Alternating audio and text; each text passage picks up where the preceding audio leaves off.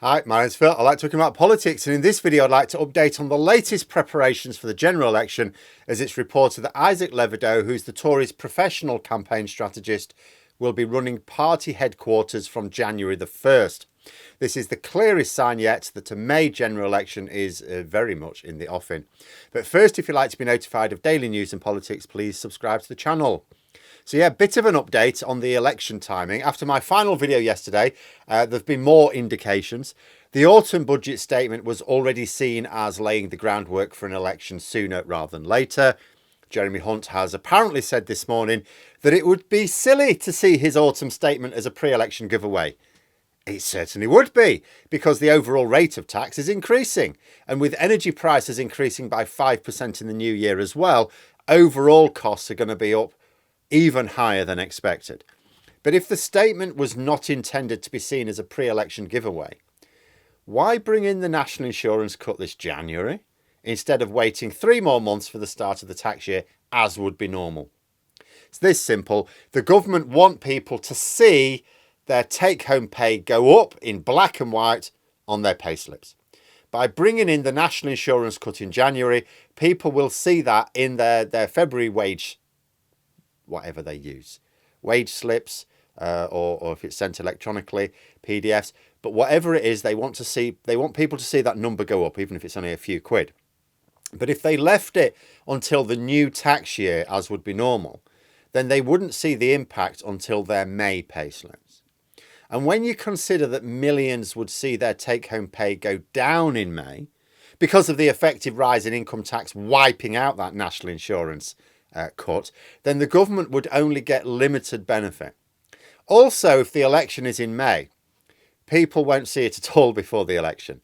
So they'll have announced the national insurance cut, and the only benefit they get is leaving a bit of a mess for Labour to deal with. Now, Beth Rigby of Sky News is reporting that the Tories want an autumn election, but that they're giving themselves the option of a May election with these moves. Now, in a way, it rings true. Absolutely makes sense. Other than to say, I think the Tories would be mad to actually want an autumn election for all the reasons I've been discussing in videos over the last few months.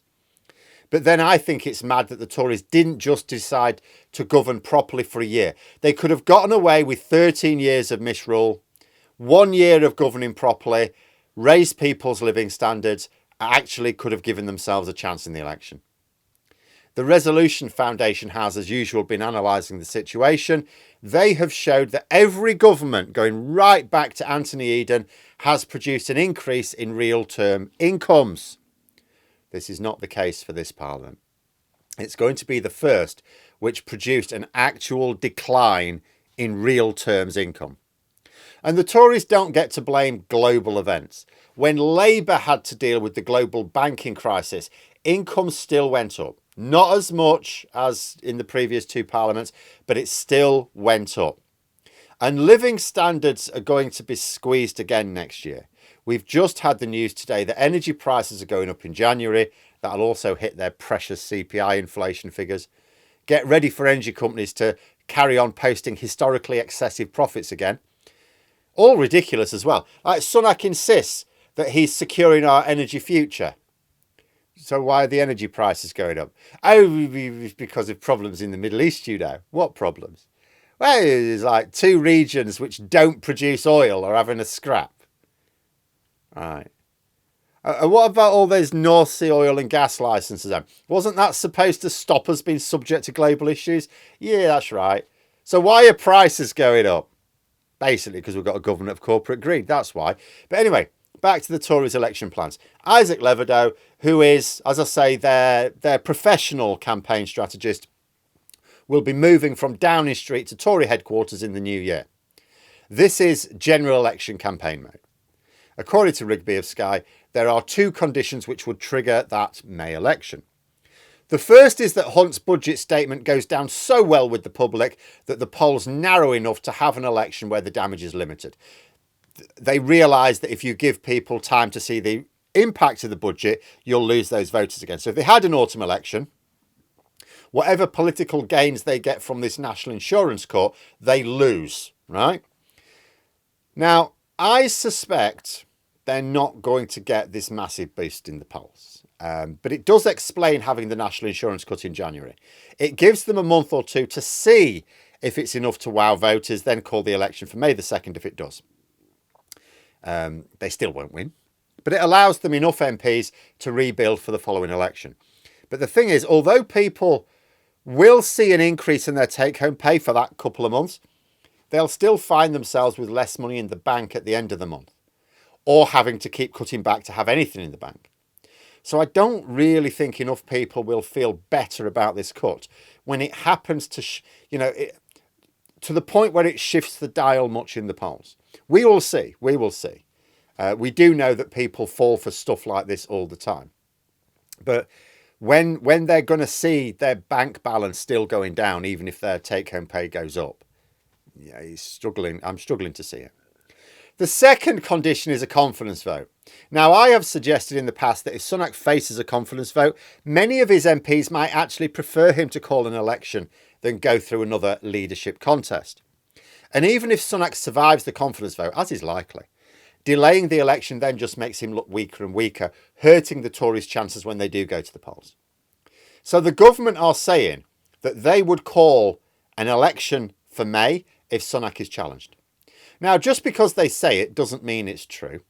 They could just be saying it to make a major rebellion less likely. I was discussing recently that the right of the party are ready to topple Sunak, and the only thing that's causing them to delay is they haven't agreed who should replace him yet. We're told that once they've agreed their champion, letters will go in, and we're told to look potentially to January for that. Now, this may be Sunak's way of telling them that they have no way of replacing him. Whatever plans they think they have cannot possibly work. If they try, he will just call an election. And he's got the power to do that. Nothing his MPs can do to stop it. And once that election is called, everything else stops. Obviously, the Tories are not going to carry on trying to change the leader in the middle of an election campaign. That would be insane even for them. So if you consider everything, it actually sounds like the autumn election is more likely, doesn't it? The polls are probably not going to react very positively to this budget over a sustained period. There might be the odd bounce. They may get a bounce next week, for example. They may get another one in like January and then another in February. But I don't think it'll be sustained. And if the rebels believe that Sunak will call an election if they challenge him, that might make a confidence vote less likely because they may think, well, that actually doesn't help us. So that would mean autumn then, no? No, I suspect not. I discussed yesterday the various problems coming in 2024. The problems just get worse the further into next year we get. I think this report of Rigby's is what the Tories want reporting for their own purposes. It helps them get their MPs focused on a possible May election, which is when I think they're really aiming. It also reduces the chances of a confidence challenge in the new year, which would be disastrous for Sunak. It doesn't stop the challenge because the right of his party might call his bluff. That would be interesting to see.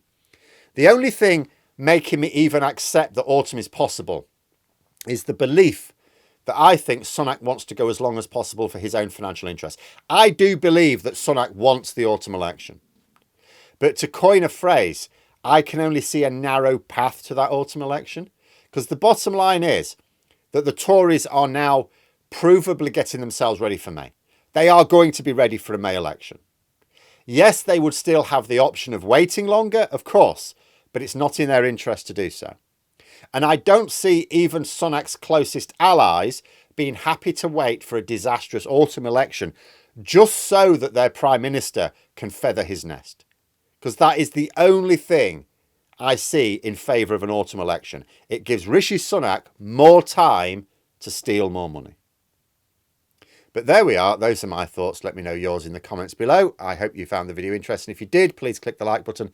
And if you'd like to support the channel further, the join button for memberships. And until next time, I'll see you later.